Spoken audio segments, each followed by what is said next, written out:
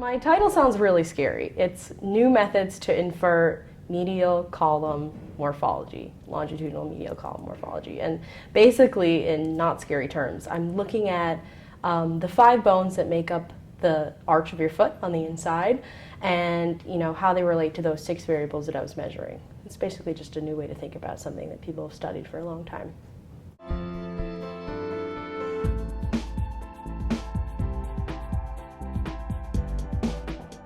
So definitely the biggest challenge is the actual data collection itself. So in order to do my project, I had to render in 3 dimensions and then measure like 700 to 1,000 bones to get my data. And so that was definitely a trying process. But I do think it was very rewarding. I think sort of the discipline and the independent rigor, sort of doing it on your own and then getting the result was great. And for me, it was very rewarding to have the result come out at the end, so so much contrast between what I wanted to find and what I didn't want to find, and so that was very exciting for me. And it was just interesting, like reflecting back. I was telling someone about my poster, and I was like, wow, I put in so much work for literally 3 fossil foot bones, but it was definitely worth it, I think.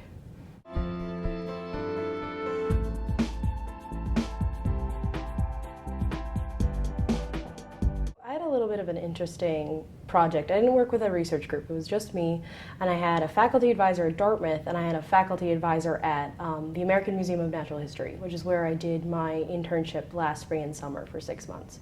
And my advisor there, his name's William Harcourt-Smith, he's my co-author on the paper that we're hoping to publish with this research, and he was really the guy at the helm. My advisor here at Dartmouth, Nate Dominy, he was there basically to be the one being like, how's it going? Do you need help? This is how you format things. This is how you work professionally in the anthropologic world. And so both of those guys were very helpful throughout the course of my journey, I guess.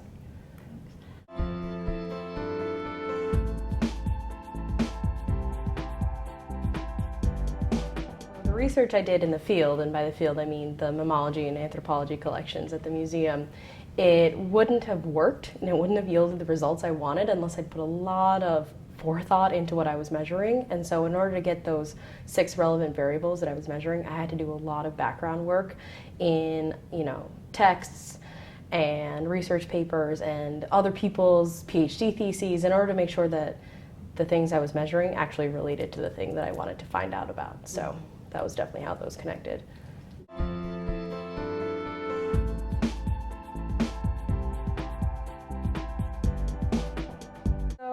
I have to be honest with you, I tried to do 2 theses. This was the only one that turned out at the end. The other one got converted to an independent study, and it really was because your thesis advisor is just there as your safety net. If you're not willing to put the work in and be independently motivated to get it done, it's not going to get done. And so 1, I would be ready to undertake that, and 2, I wouldn't do this unless you were super passionate and interested about what you're going to study. I could literally talk about feet for 24 hours a day, 7 days a week. My boyfriend is so tired of hearing me talk about it. But my other research topic, I wasn't really interested in. I was doing it because I thought I should be doing it, and that's not a reason to write a thesis. You really got to want it and love doing it. So.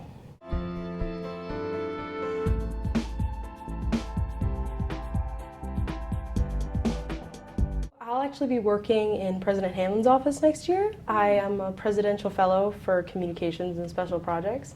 I don't necessarily know what that means yet. Don't tell Phil. But I'm looking forward to it. And then after that, I'm going to go to grad school. I'm just not sure for what yet. So we'll see.